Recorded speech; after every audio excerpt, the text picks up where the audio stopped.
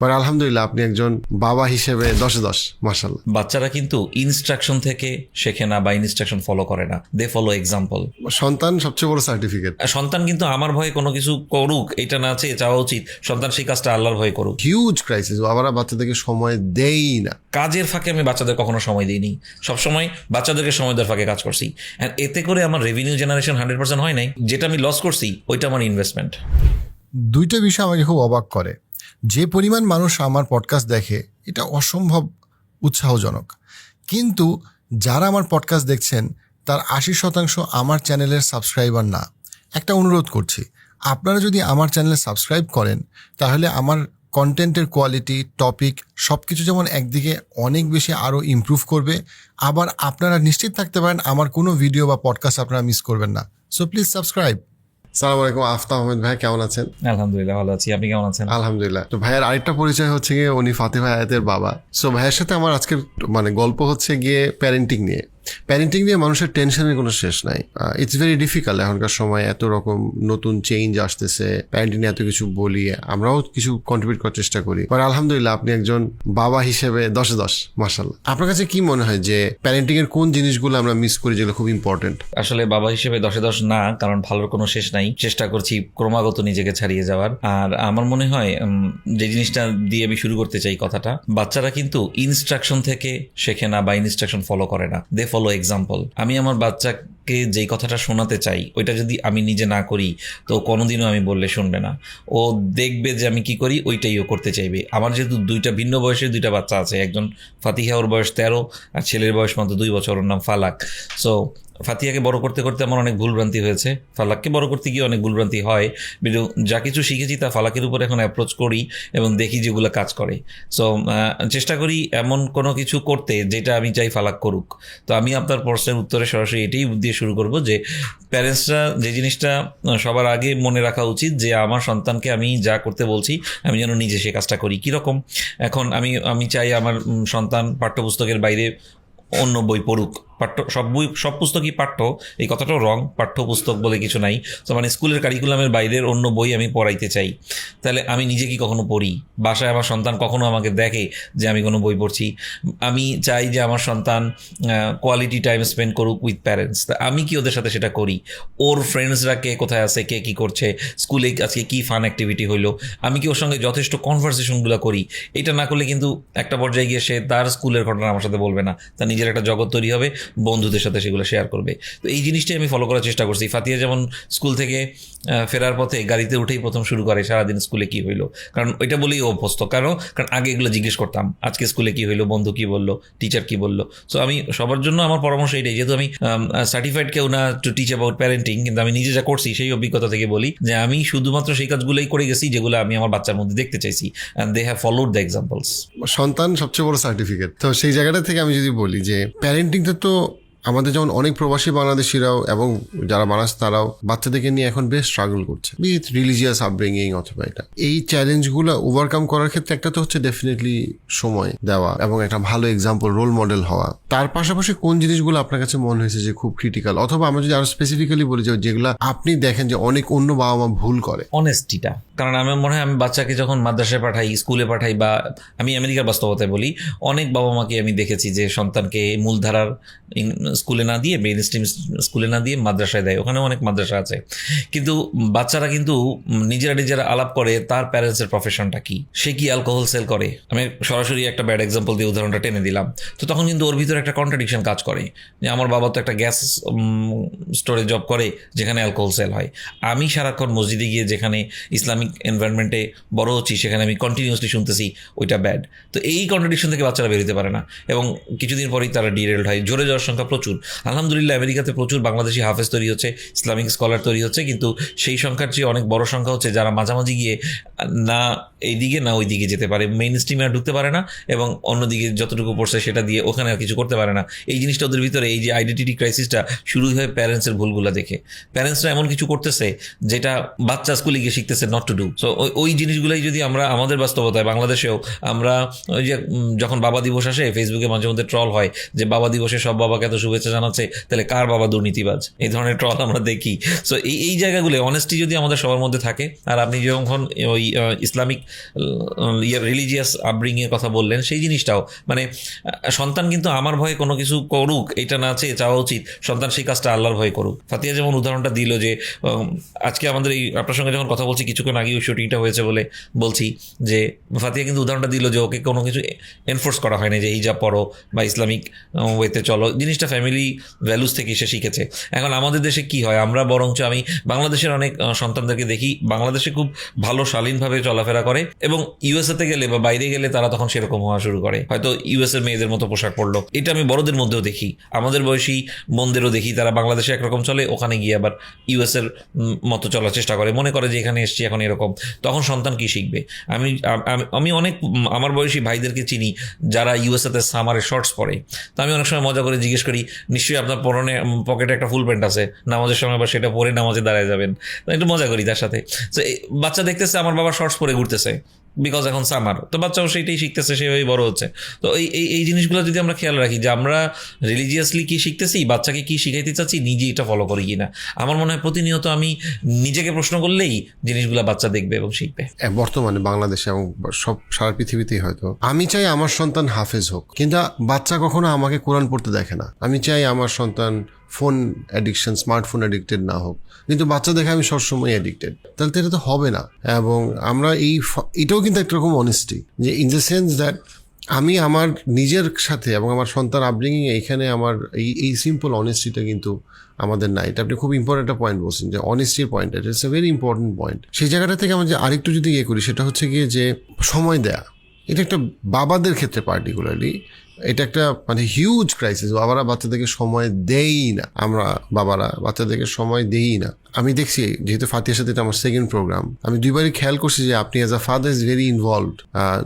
Definitely আলহামদুলিল্লাহ আপনি প্রফেশনালিও খুবই অ্যাক্টিভ, ভালো করছেন মাশাআল্লাহ। সো এই জায়গাটায় আপনি বাবাদের উদ্দেশ্যে যদি বলতেন যে কেন বাচ্চাদেরকে সময় দেওয়াটা খুব ইম্পর্টেন্ট, বিকজ বাবারা অনেক ক্ষেত্রে যেটা মনে করে, আমি তো টাকা আয় করতেছি, আমি তো বাজার করা টাকা দিতেছি, এটা তো অনেক বড় কাজ, কিন্তু বাচ্চাকে সময় দেওয়াটা এটা তো মা দেখ যতটুকু পারে দেখ। এটাই তো আমরা দেখে আসছি অনেক ক্ষেত্রে, আমাদের দাদাদের ক্ষেত্রে, যে হ্যাঁ মাই বাচ্চাদেরকে সময় দেয় এবং বাবারা অনেক ক্ষেত্রে কম অ্যাভেলেবল। সেই ক্ষেত্রে ডেফিনেটলি আমরা তো সাইকোলজিস্ট হিসেবে তো আমরা বলি যে হ্যাঁ বাবাদের অ্যাভেলেবল থাকাটা দরকার। সাথে আপনি আপনার রিয়েল লাইফে এক্সাম্পলে যদি একটু বলতেন যে মানে আপনি কতটুকু ফিল করছেন যে as a father when you are giving time, এটার আসলে কোনো অল্টারনেটিভ নাই? হ্যাঁ, এইটার এক্সাম্পল দিয়ে উদাহরণ মানে উত্তরটা শুরু করি। আমার দুই সন্তানই কিন্তু মোবাইল গেমসের প্রতি অ্যাডিক্টেড না। কেন?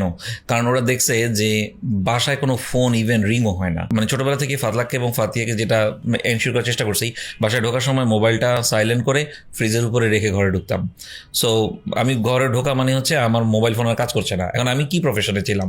আমি কমপ্লিটলি ক্লায়েন্ট সার্ভিসে ছিলাম। তো আমার ক্লায়েন্টরা মূলত অফ টাইমই আমাকে খোঁজে, তারা সারাদিন কাজ করে, বিকাল 5টার পর তারা আমাকে ফোন দেয়, তা আমাকে তো ফোনে পায় না। সো আমার ব্যাপারে একটা বড় অভিযোগ যে আই এম নট রেসপন্সিভ। কিন্তু আমি আবার তাদেরকে বলি, আমার মোবাইল ফোনটাকে আপনাকে ল্যান্ড ফোন মনে করতে হবে। আপনাকে মনে করতে হবে আপনি IRS অফিসে ফোন করেছেন বিটুইন 9 to 5। তখন যদি আমি আপনার ফোনটা রেসপন্স না করি, ইউ ক্যান ব্লেম। কিন্তু আপনি 5টার পরে ফোন দিবেন, উইকেন্ডে ফোন দিবেন এবং আশা করবেন আমি তখন ফোন দিব, বিকজ ওই সময় আপনি ফ্রি। কিন্তু ওই সময় তো আমি ফ্রি না। আবার অনেকে ফোন করে জিজ্ঞেস করে, আমি বাসায় আছি বুঝতে পেরে যদি ফোনটা রিসিভ করি, তখন জিজ্ঞেস করে আপনি কি এখন ফ্রি আছেন? তো আমি বলি না। হলো, তাহলে আপনি কি অফিসে? আমি বলি না, অফিসে থাকলে ফ্রি থাকি, আমি এখন বাসায়, এখন আমি ফ্রি নাই। সো আমি যেটা করি যে আসলে আমার কাজের ফাঁকে আমি বাচ্চাদের কখনো সময় দিইনি, সবসময় বাচ্চাদেরকে সময় দেওয়ার ফাঁকে কাজ করছি। অ্যান্ড এতে করে আমার রেভিনিউ জেনারেশন 100% হয় নাই।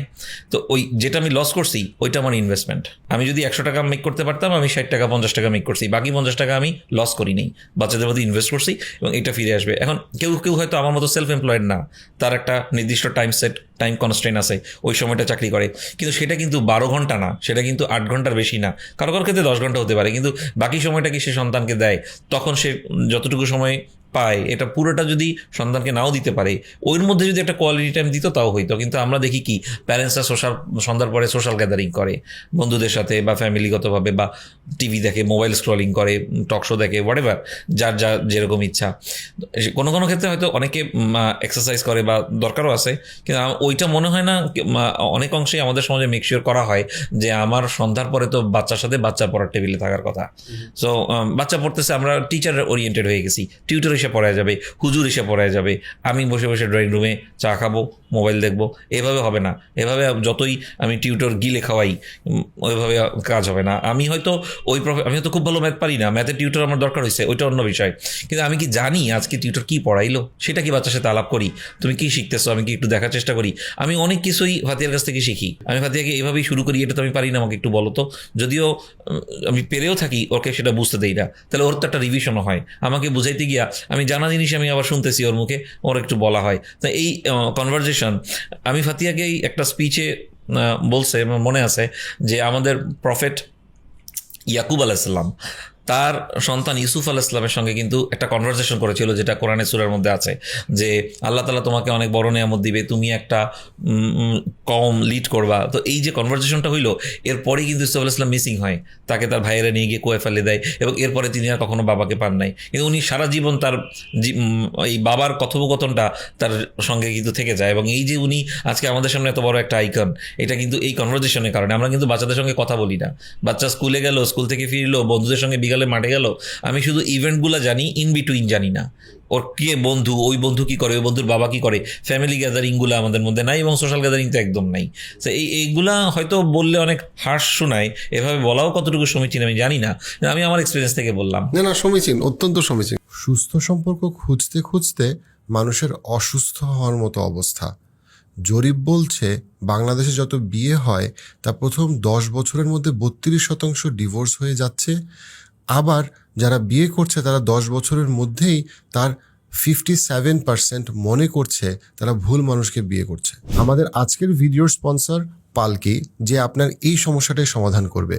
আপনি যদি প্রবাসী হন, অথবা আপনি যদি বাংলাদেশে এমন কেউ হন যে প্রথমবার বিয়ে অথবা ডিভোর্সের পরে আবার বিয়ের চিন্তা করছেন, চেক আউট পালকি। কারণ এই জায়গাটাতে আমরা জেগে না উঠলে আমাদের নতুন প্রজন্ম তো অনেক বড় ক্ষতি হয়ে যাচ্ছে। এটা কিন্তু একটা ছোট বাচ্চার স্বপ্ন ছিল, এটা ইউসুফ আলাইহিসসালামের একটা স্বপ্ন। আমরা তো বড় বড় ইভেন্টই জানি না বাচ্চার, সেখানে বাচ্চাটা একটা স্বপ্ন দেখছে, দ্যাটস ইট, স্বপ্ন। কিন্তু সেই স্বপ্নটাকেও বাবা শুধু শুনছে সেটা না, বাবা ওই সম্পর্কটা তৈরি করার জন্য স্বপ্ন দেখলে সে বাবাকে এসে বলে, and on top of that বাবা ওইটার মধ্যেও কিন্তু তাকে বলছে যে স্বপ্নের ব্যাখ্যাটা কি। বাট দ্য সেম টাইম ওইখানেও কিন্তু একটা আত্মবিশ্বাস এবং একটা ইন্সপিরেশনের জায়গা আছে, যে যদি বাবা এরকম করতে দৌড় এগুলো কি ফালতু, তাহলে কি হতো বাচ্চাটার ওই যে ব্যক্তিত্বের গড়ন এটাই, যে ও বাবা আমার আমি গুরুত্বপূর্ণ না। বাট বাচ্চাটা এত ছোট একটা বাচ্চাকেও উনি গুরুত্ব দিচ্ছে, শুনতেছে, এবং ডেফিনেটলি স্বপ্নের ব্যাখ্যাটা তো উনি করছেন। বাট পাশাপাশি এটার মধ্যে যে আত্মবিশ্বাস এবং ইন্সপিরেশনটা, এই জিনিসগুলো আমরা কোরআন পড়েও পড়ি না, বুঝেও বুঝি না। তো সেই জায়গাটায় ডেফিনেটলি আপনি যেটা বলছেন সেটা খুবই গুরুত্বপূর্ণ।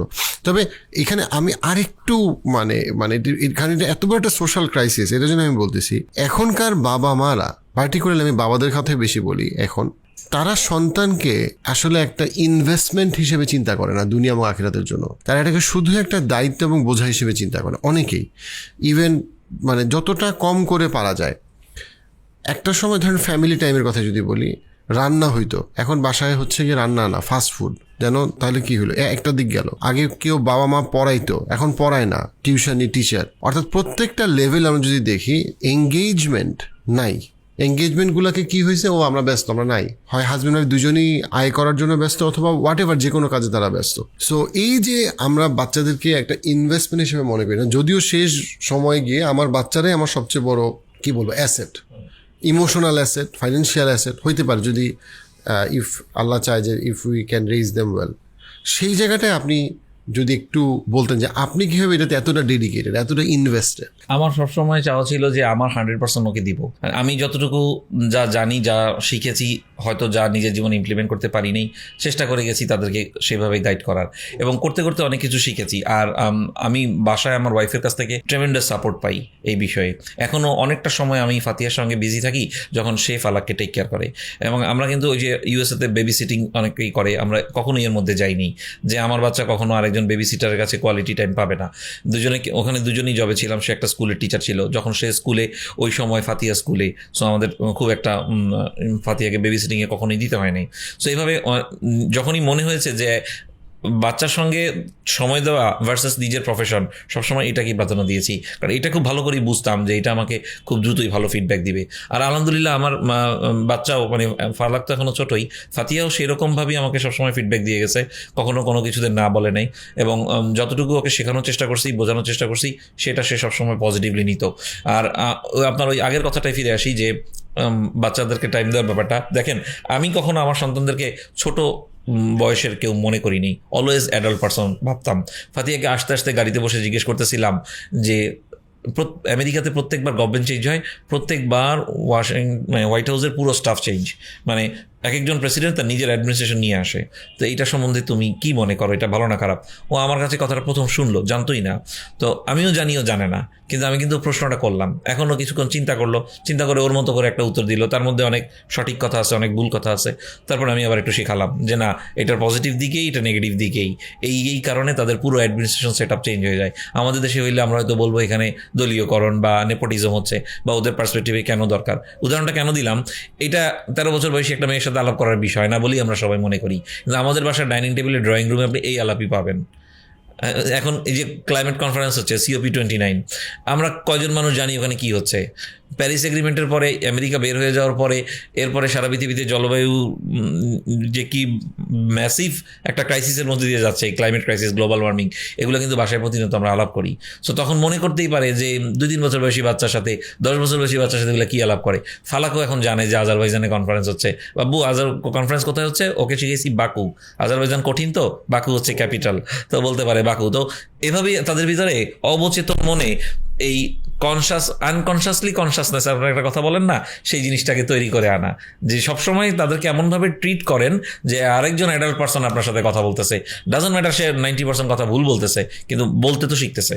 তো ওই চেষ্টাটাই আমি মনে করি সবার করা উচিত। লাস্ট কোয়েশ্চেন, সেটা হচ্ছে কি যে আলহামদুলিল্লাহ ফাতিহা আয়াত ডেফিনেটলি 13 বছর বয়স হিসেবে অনেক পপুলার অ্যান্ড অনেক একটা ভালো গতিতে সে ভালো করতেছে। কোনো কাছে কি বাবা হিসেবে, যেহেতু আপনি ওর সাথে ওর কাজগুলোতে খুবই ইনভলভড, কোনো একটা জায়গা আপনার কাছে মনে হয় এটা একটা প্রেশার, এটা সোশ্যাল প্রেশার, যে প্রেশারটা এক্সপেকটেশন প্রেশার, পিয়ার প্রেশার, যেটা অন্য আর 8-10টা ছেলে মেয়ের নাই? হ্যাঁ, কিছু ক্ষেত্রে এটা প্রেশার। সেটা কখন? যখন কোনো একটা সোশ্যাল ট্যাবু নিয়ে চাইলেও কথা বলা যায় না। একটা জিনিস আমরা চাই সমাজে না থাকুক, কিন্তু সেটা নিয়ে বলা যাচ্ছে না নানান কারণে, তখন এটাকে মেন্টাল প্রেশার মনে হয়, তখন নিজেকে হিপোক্রেট মনে হয়, আমি তো এটা বলবো না, বাট আই বিলিভ দ্যাট, তাহলে তো আমি তো সমাজে এটা চেঞ্জও করতে পারবো না। এই যে নিজের বিরুদ্ধে এসে, সমাজের বিরুদ্ধে এসে বলার সাহস এখন আমরা অর্জন করি নেই, এটা কপটে স্বীকার করলাম, কারণ আমাদের সমাজটা সেরকম না, অনেক বাধা চলে আসে। তো এইগুলোর সময় ছাড়া আর কখনো প্রেশার মনে হয় না, বাদ বাকি সময় ঠিক আছে। এবং আলহামদুলিল্লাহ আপনি অ্যাজ আ ফাদার খুবই ইনভলভ, এবং আল্লাহ আপনার সময় এবং কাজে আরো বরকত দেখ ইনশাআল্লাহ। থ্যাংক ইউ ভাই আজকে সময়ের জন্য। জি, থ্যাংক ইউ আপনাকে। আসসালামু আলাইকুম। আসসালামু আলাইকুম।